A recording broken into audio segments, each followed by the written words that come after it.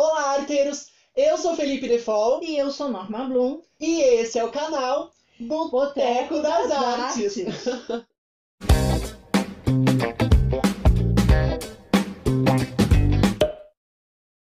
Arteiros, hoje eu tô com esse monstro da interpretação, essa mulher maravilhosa que com certeza fez parte da vida de todo mundo. E com ela hoje a gente vai falar de tudo, de cinema, de teatro, de novela, de livro. Pra quem não sabe, a Norma, além de artista, de tudo isso, ela estudou por 5 anos a psicologia na parte do Jung, é uma conhecedora perfeita de mitologia grega, é poliglota, fala 5 idiomas, português, inglês, espanhol, francês e alemão. Sim. Esqueci algum? Não. Norma, vamos começar então falando de como você entrou no meio artístico. Você começou, na verdade, com o seu pai na TV, certo? Certo. Apresentando um programa com aulas de inglês. Então, esse programa Aulas de Inglês foi um grande sucesso da TV Tupi do Rio, porque meu pai foi professor de todo mundo no Rio de Janeiro, o professor Robert Blum, era um excelente, um dinâmico professor de línguas, de inglês. E ele teve como aluno o Almeida Castro, que depois foi dirigir a TV Tupi, logo nos primórdios da TV, década de 50. E então, esse ex-aluno dele chamou o papai para dar aula de inglês na televisão. E as aulas eram muito divertidas, porque a gente cantava música de folclore, interpretava pequenas cenas em inglês com os melhores alunos. Um dos alunos que o papai tinha era o Domingos de Oliveira, que ele falava inglês mais ou menos. Então ele foi meu colega de TV Tupi naquele começo que a gente fazia isso. Então era muito divertido. E aí, como a gente fazia pequenas cenas do Bernard Shaw, do Oscar Wilde, tudo numa linguagem mais simplificada, porque aí meu pai explicava a gramática da coisa, o Jaci Campos, que tinha um programa maravilhoso na TV Tupi chamado Câmera 1, que fazia-se com uma única câmera no ombro do cinegrafista. Gigantesca. Pesadíssima na época, era um monstro, e filmava o programa inteiro. E aí ele me viu nas aulas de inglês e falou, não, essa menina tem talento. Me chamou para fazer Nossa Cidade, do americano dramaturgo Thornton Wilder. E foi assim que eu estreiei com cachê. Porque para quem não sabe, tem uma coisa bem curiosa sobre Norma Blum. Ela com quantos anos? 8, 9? 9. Fazia aula de declamação. Na escolinha que tinha perto da minha casa. E foi lá que teve aquela tal professora? Sim, porque a gente fazia aula de declamação. Eu sempre tive esse R preso. Por conta da descendência? Não sei se é porque eu aprendi alemão e inglês antes de saber o português, mas enfim, tem um R preso. E aí a professora de declamação resolveu fazer com as crianças, os adolescentes, mais criança mesmo, né? A gente ia fazer a Bela Adormecida.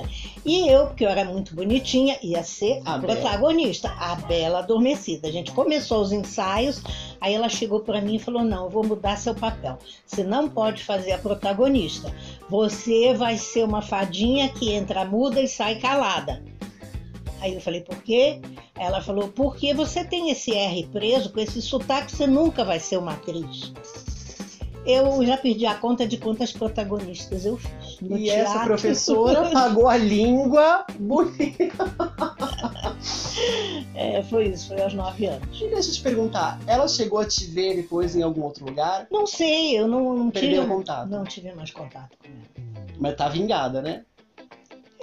Eu não gosto de vingança, não. Foi engraçado, porque como a Bela Adormecida é uma história de maldição, que a Bela foi amaldiçoada pelas madrinhas, essa maldição, para mim, se transformou numa bênção. E aí, como é que foi, então? Você começou no teatro profissionalmente já com 18 anos? 18 anos eu estreiei com a mesma protagonista, no mesmo de teatro. Nossa Senhora, de Nossa Cidade, perdão, no teatro onde tinha o palco daquela escolinha que a gente fazia aula de declamação. Então, a vida é em círculos, né? Outras coincidências na minha vida, que nós tínhamos uma família que tinha sido iugoslava, né, na época que terminou a Iugoslávia, eles se mudaram para o Brasil e eles ficavam no andar superior ao nosso, em Copacabana. E uma das filhas era uma fotógrafa maravilhosa e a irmã dela era uma pintora fantástica, Erna Antunes. Tem quadros lindíssimos e tal. E a fotógrafa era ótima também, a Trude Elora. E ela pediu para me fotografar quando eu tinha 14 anos, né? Fizemos umas fotos lá em casa mesmo e tal. E ela deixava as fotos belíssimas e tal. E aí ela veio me dizer que um grande amigo deles, o iugoslavo J.B. Tanko, ia fazer o primeiro filme dele, longa-metragem, no Rio, e que era uma história de paraquedistas, por isso que o filme era uma comédia chamada Sai de Baixo. Aí ela falou assim, ele está procurando uma atriz jovem para fazer a protagonista jovem. Você topa fazer um teste? Eu fui fazer, fui aprovada e foi meu primeiro longa. Nessa época, o J.B. Tanco já trabalhava com Dercy Gonçalves, com Golias. Ele trabalhou com Golias depois. O Sai de Baixo foi o primeiro filme dele. E aí, você trabalhou com Dercy no cinema? Trabalhei. Como é que era isso? Minervina vem aí. E depois eu trabalhei num especial que ela tinha na TV Globo, um especial de 2 horas, também de comédia, também ela me chamou e eu fiz várias vezes. Era ótimo, a Dercy era uma pessoa fantástica, assim. Ela tinha um timing de teatro, eu tive excelentes professores. Milton Gonçalves, Berta Loran, porque eu trabalhei com esse povo e aí você aprende o timing de comédia, que você, sendo ator, sabe disso. Que é o mais difícil que tem. É você saber o momento certo. Sim, eu acho que a comédia é uma matemática. O drama você consegue envolver, não sei o quê, mas a comédia você tem que ter um tempo tão preciso. Preciso. E aí foi ótimo, porque eu trabalhei com a Dercy em cinema, nunca fiz teatro com ela.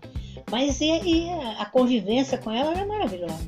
E aí depois, quantos filmes mais ou menos você fez? Você tem ideia, Norma? Não. Mas eu acho que beira aí uns 17, 20. Não, porque teve uma época que eu fiz uma contagem, até para fazer minha autobiografia, mas... Agora, que é essa daqui? Mas eu já perdi a conta. Eu perdi a conta das novelas, porque da Globo e da Bandeirantes, da Continental que eu fiz, na verdade não fiz novela, eu fiz a Julieta de Romeu. Né? Mas assim... Na Tupi, a gente fez muita novelinha da tarde, tudo ao vivo. Os 10 primeiros anos da Tupi foram ao vivo, não tinha gravação, não tinha a técnica do videotape, nada disso. Então, naquela época a gente fazia muita novelinha de 2 meses de duração, poucas, à tarde. Que ia uma vez por semana? Não, que essa ia 2 vezes por semana. 2 vezes. Eu não lembro mais nem os nomes, eu não tenho isso, porque na Tupi a gente trabalhava, eu e o Cláudio Cavalcante, e depois, alguns anos depois, a Sueli Franco, nós fazíamos os jovens, em todos os programas, porque não tinha esse elenco monstruoso que existe hoje, entendeu? Foi uma coisa incipiente, estava começando. Então a gente fazia 4, 5 programas diferentes por semana na Tupi, e aí não dava para realmente anotar todos os nomes das novelinhas que a gente fez, mas foi uma grande escola. E aí, Norma, você comentou isso agora, de que hoje em dia tem muito mais ator do que tinha antes, e vocês acabavam, né, fazendo tudo. Por que você acha que hoje em dia tá tão maior esse número de ator? Na época, a gente sabe que não era muito bem visto você ser artista. Você acha que tem alguma ligação? Tem sim, com certeza. Porque, na verdade, os atores de teatro, as atrizes, a gente era meio pária. A sociedade gostava muito de assistir no teatro, depois na televisão, as pessoas adoravam, mas era uma coisa assim que não eram todos os pais que permitiam aos filhos ingressar na TV, o que era tido meio como um meio maldito, né? Até para quem não sabe, antigamente o que a gente chama erroneamente de DRT hoje, antigamente era chamado carteirinha das putas, né?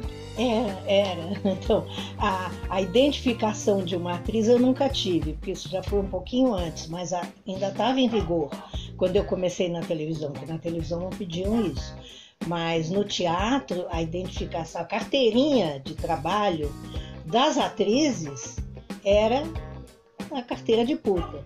Quer dizer, olha como a gente era respeitada na época, né? Então eu acho que era um pouco isso, quer dizer, nem todo mundo procurou muito a TV, principalmente os jovens, né? Porque a TV pegou muito os atores de teatro e atores de rádio que fizeram novela em rádio.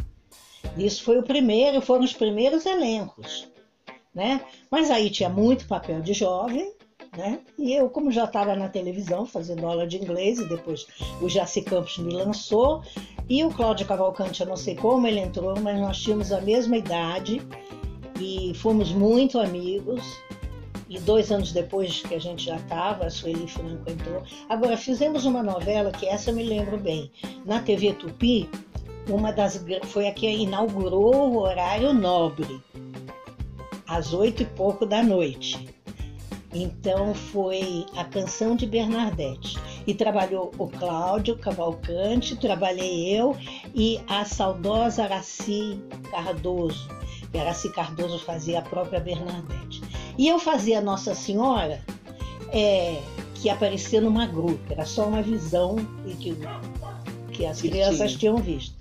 Aí aconteceu uma coisa muito engraçada, porque enquanto eu fazia Nossa Senhora na novela, vamos dizer, novela das 8, que ia terças e quintas, de tarde eu fazia uma novelinha que eu fazia uma menina jovem, solteira, que engravidava do namorado e era um pega pra capar. Pega pra capar na família dela. E a gente, dentro da emissora da Tupi, não tinha o que comer. A gente emendava, chegava lá logo depois da aula, que ainda fazia escola, e sem ter ido em casa almoçar, e a gente ficava lá, ensaiava, fazia essa novelinha, e aí nós tínhamos um pequeno intervalo durante o Repórter Esso, que era o Jornal Nacional da época. Mais importante, entrava às 8 horas, um noticiário importantíssimo. Nesse intervalo de 20 minutos do noticiário, nós podíamos ir no bar da esquina, comer um sanduíche, alguma coisa. E um dia eu saí um pouquinho mais cedo, e com o Cláudio Cavalcante, fomos comer um sanduíche de queijo e tomar um refri no bar. E eu fui, que eu ainda tinha que gravar não, mas como eu ainda tinha que voltar para fazer a tempo. A grávida, eu fui com a bata e a barrigona. Pois eu cheguei na padaria, uma senhora, porque o público naquela época não sabia distinguir quem era ator, quem era a pessoa. Ela ajoelhou e começou a beijar minha barriga e minha mão. Nossa Senhora, Nossa Senhora. Quer dizer, só faltava ela achar que eu ia ter Jesus. Tava convencendo. Nos anos 50, quer dizer, entendeu? Eu fazia os dois personagens. Olha, foi uma... O Cláudio não conseguiu comer o sanduíche, de tanto que ele ria. Ele saiu, porque tinha a mureta da Praia da Urca, né? Ele foi lá, saiu e rachou o bico de rir. Foi muito engraçado. E aí, pra quem não sabe, gente, a Norma estava na inauguração da TV Globo trabalhando numa novela chamada Ilusões Perdidas. Eu já tinha feito 10 anos de TV Tupi, que era a primeira emissora. Excelsior também? A Excelsior também cheguei a fazer algumas coisas, mas principalmente a TV Rio, que a gente fazia programa de comédia. Aí a Globo começou a recrutar elenco, que eles iam inaugurar. E o primeiro dia da Globo no ar, a gente já começou a gravar 2 meses antes, e aí já se gravava. A novela Ilusões Perdidas. Eu tinha também o Ítalo Rossi, tinha um elenco muito grande. Quase não tem registro disso, só fotos. E textos, para quem quiser se informar mais. Mas foi como a gente estreou à noite, uma novela da noite. Você lembra o horário? Deve ter sido também depois do noticiário. Porque era uma novela só. Quando estreou só tinha essa. E um pouquinho depois rolou o Festival Internacional da Canção. Eu fazia As Cabeças do Fantástico e eu fazia cobertura de carnaval. Pouca gente sabe disso. Desde os meus 13 anos, para a TV Tupi. Porque o quê? Eu falava muitos idiomas. E eu era muito rápida, assim, para entrevistar. Então, eu e o Wilton Gomes, que foi meu parceiro durante anos, na TV Tupi, depois na Globo, como entrevistador. Mas eles aí queriam uma pessoa feminina, que era eu, ainda mocinha, e era um sufoco, viu? Porque a gente não dormia o carnaval inteiro, porque nós fazíamos cobertura de todos os grandes bailes do Rio, entrevistas nas ruas, tá? A gente emendava isso aí.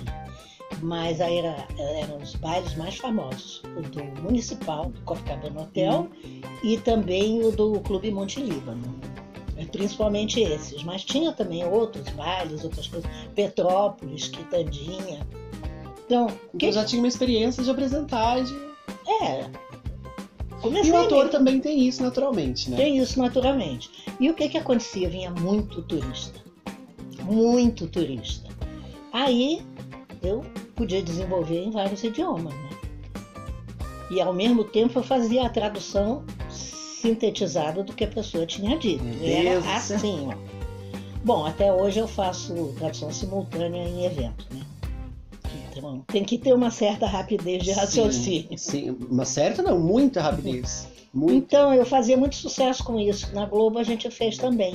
Aí, como eu fazia Fantástico, aquela gravação de cabeças que tinha na época, que era a introdução de uma próxima música, de um próximo pedaço do Fantástico. E aí também o Wilton Gomes ia fazer, né, o Festival da Canção. E era uma delícia, uma delícia. Fiz 2 anos seguidos com o Wilton Gomes.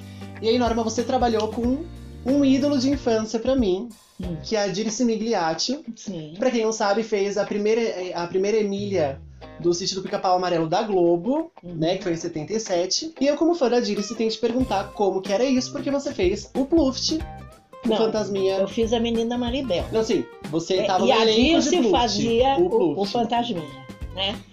Porque aconteceu o seguinte, eu já tinha feito muitas novelas na Globo, até da Glória Magadã e tal, mas depois eu engravidei da minha primeira filha mulher, eu já tinha um menino, e aí a direção da Globo resolveu me botar num programa de entrevistas à tarde. Na verdade não era de entrevistas, passava o longa-metragem das 2 às 4. Mas nem todo longa-metragem tinha 2 horas de duração. Então ficava sempre um buraco uma janela antes do próximo programa.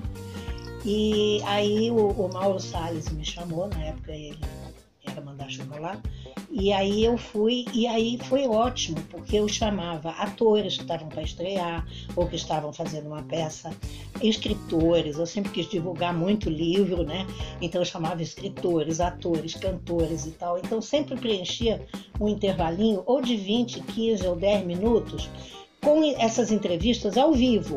E aí o Geraldo Cazé, que eu tenho uma admiração imensa por ele. O Geraldo Cazé trabalhava na Globo e ele resolveu, porque a Globo queria testar o horário infantil. Não tinha programa infantil, só desenho. Teve sim o Capitão Furacão, né? E foi uns programas assim, aí ele propôs de levar o Pluft em 30 capítulos. E me chamou para gravar a Menina Maribel. Que é da Maria Clara Machado.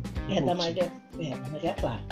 E aí foi com a Dirce, e o Flávio Miliasso, irmão dela, fez o Pirata, né? E foi muito gostoso. E fez tanto sucesso o Pluft, que eles falaram, esse horário dá certo. Aí começou o Sítio do Pica-Pau. Logo depois. Que era 6 horas, então a gente né? preparou a caminha para o Sítio do Pica-Pau. Ai, gente. É muita história essa mulher, Brasil. Pra quem não sabe, a Norma tem 60 aí. Espera aí. 65, pelo menos. Não, pelo menos, já passou, 67. 67 anos. Imagina falar de 67 anos em 2 partes de vídeo de 15 minutos. Então, se vocês gostarem, por favor, vocês já comentem aqui embaixo. Quero mais Norma Bloom pra gente fazer mais vídeos com ela. E aí, falando de novela, Norma, você fez novelas grandiosas. Pra quem não sabe, fez Senhora, Sim a Moça, Escrava Isaura, você fez as 2 versões, né? A versão original da Globo e o remake da Record. Foi. E Ciranda de Pedra, bom, várias novelas. Pois é, veja bem, é como uma coisa puxa a outra, né? Então o Geraldo Cazé me chamou para fazer o Pluft. E dali já se estabeleceu o horário infantil da Globo, que foi o sucesso do Sítio do Pica-Pau, que ficou anos. 10 anos. 10 anos. Bom, e o que aconteceu? Aconteceu que o Erval Rossano foi chamado para fazer as novelas das 6, que também estava abrindo um horário. A primeira foi Helena, em preto e branco, com uma duração só de 2 meses, se eu não me engano. Fez sucesso no horário das 6, na época entrava realmente às 6 a novela. E aí ele ia montar A Senhora de José de Alencar. Ele tinha me visto na Menina Maribel, que foi logo antes. Uhum. Aí ele falou, você vai fazer a Aurélia Camargo. E é um personagem fantástico, muito forte, né? Uma mulher fortíssima e tudo. E uma adaptação do Gilberto Braga. Meu Deus, como eu amo o texto do Gilberto Braga. Porque a gente falava tudo em tu e voz, o elenco inteiro. E eu e Osmar Prado, que fazia um dos rapazes que frequentava a casa de Aurélia quando ela ficou rica, nós tínhamos bifes, que a gente chama de bife, o texto enorme, gigantesco, sozinho. Várias linhas. E nós tínhamos páginas e cenas fantásticas, nós dois, também com o Cláudio Maso, que fez o protagonista comigo, né? Mas eu tinha muita cena com o Osmar Prado, e eram cenas de 3 páginas, com cada um mais de meia página, falando sozinho, tudo em tu, tudo em voz, tudo não sei o que, foi maravilhoso. E o que eu gostava muito de contracenar com o Osmar Prado é que ele também, o Cláudio Cavalcante, mas eu tinha menos cena com o Cláudio, que era o meu par, do que com ele. E com a Zilka Salaberry, que fazia a minha governanta maravilhosa. Então a gente tinha cenas com o ator que te devolviam no olho tudo. Então você pá, e vinha. Parecia um ping-pong, sabe? Então tinha ritmo, mas tinha uma coisa assim da emoção que ia e voltava e fortalecia e você devolvia. Era sempre num crescendo assim. Você acha que isso perdeu um pouco em novela? Em teatro não, porque teatro é isso, essa troca. É isso. Mas você acha que nas novelas, por conta de tecnologia, de modernidade, de câmera que para e grava não sei o que lá, como é hoje, você acha que isso perdeu um pouco ou você acha que a essência não? A essência não de quem é bom ator. Mas se perdeu sim, porque se repete muito por causa de alguns colegas que não decoram o texto. Tá, então se chega porque a pessoa erra o texto, porque não decorou o texto, a cena vai perdendo o ritmo, né? Então eu acho que isso se perdeu um pouco também, porque agora são vários diretores, são vários continuistas, porque a novela virou uma coisa industrial, um grande produto industrial, industrializado, então é linha de montagem e tem que gravar, não sei, X cenas por dia. Bom, na Senhora, eu lembro disso bem, eu gravava 50 cenas por dia. Meu Deus! Assim, a gente gravava, entendeu? Quer dizer, gravava em 12 horas, né? Mas 50 cenas por dia. Agora, realmente, depois que eu não tenho feito mais protagonista, não são mais tantas cenas por dia. Mas mesmo assim ficou diluído. Tá? Porque tem muita cena externa, tem cena não sei o quê, e tudo isso enfeitou o produto, então isso realmente não é uma desvantagem, mas tem hora que escorrega e tem produto que não está tão bom, entendeu? Eu acho que se alguém quiser ser ator, tem que prestar muita atenção nessa fundamentação do seu personagem, e mesmo que esteja um maior tumulto em volta, e fala, o outro erra o texto e repete, você não pode perder sua consistência. Então, tem atores maravilhosos na televisão que não perdem a consistência. Só que, às vezes, desequilibra um pouquinho. Ai, Norma, dá vontade de ficar só te ouvindo. Fica assim. Depois de Senhora, fiz um programa super romântico, uma novela linda, Vejo a Lua no Céu. Anos 20 e 30, assim. A gente pode contar da sobrancelha. Mas não aconteceu a tragédia naquela época, mas pode contar. A gente estava se arrumando aqui antes de gravar e a Norma comentou que a sobrancelha dela é super fininha por conta de personagem de anos 20, 30, que os maquiadores iam tirando pra compor a personagem e não nascia mais. Porque as mulheres nos anos, você deve lembrar isso de cinema, de cenas antigas. De fotos. Então, de fotos, né? As atrizes usavam assim. Bem arqueada, bem fininha. Muito arqueada e fininha. Fazia parte do personagem, né? E eu fiz várias novelas assim, anos 20, anos 30. E os maquiadores só arrancando. Ninguém me avisou que depois não nascia mais. Aí, durante um grande tempo depois, eu tive a sobrancelha mais ralinha. Mas agora, com a idade, ela fica careca mesmo. Entendeu? Então, eu falei assim, precisamos preencher um pouquinho. Não. E aí, eu maquiei Norma Bloom hoje, amores. Eu vou colocar isso no currículo, vou printar essa foto. Tremendo. Acho que enchi o saco dela que eu ficava, ai, Norma, tá bom assim, me perdoa?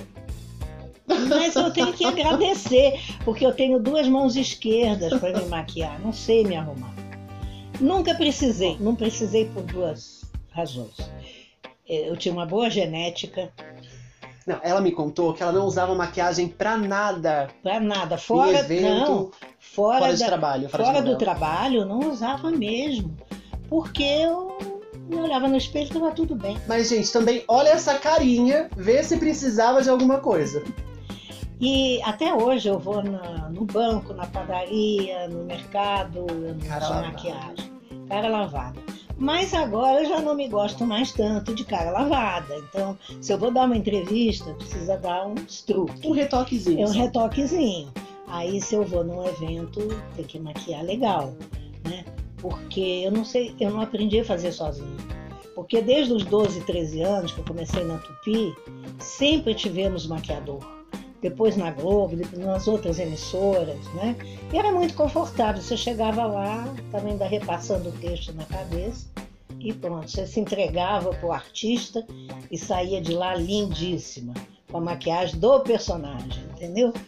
Mas eu não gostava de me maquiar na vida real, não. O máximo que eu podia fazer é passar um batom. Mas não precisava. Hoje em dia que eu preciso, eu não sei fazer. Não precisa. Primeiro que acho que ninguém precisa de maquiagem. Quando a gente vai dar uma entrevista é melhor. Eu não vou assustar vocês. Ai, gente, com a parece. Minha cara, assim. Essa mulher é linda, perfeita. Eu não vou ficar puxando o saco, porque a gente tem que continuar. Por favor, com vamos continuar 67 anos de carreira. É. Que é muito. E aí veio Escrava Isaura. Escrava Isaura, que foi um sucesso maravilhoso.